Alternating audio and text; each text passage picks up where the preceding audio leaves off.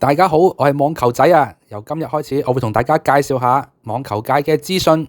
提起香港網球員，相信大家第一時間就會諗到 Coleman 黃澤林啦。不過，除咗 Coleman，其實香港仲有好多好出色、好有潛質嘅球員㗎。今集介紹嘅係 Kyle Thompson。Kyle Thompson 今年只有17歲，係香港男網球運動員。到目前為止，青少年單打最高排名為25位，喺上年開始備受矚目。佢喺2025年賽季一共奪得5個 ITF 青少年賽事單打冠軍，並喺香港 M15獲得生涯首個 ATP 排名積分。喺第15屆全國運動會，Kyle Thompson 更加幫助香港隊獲得青少年組男團銅牌。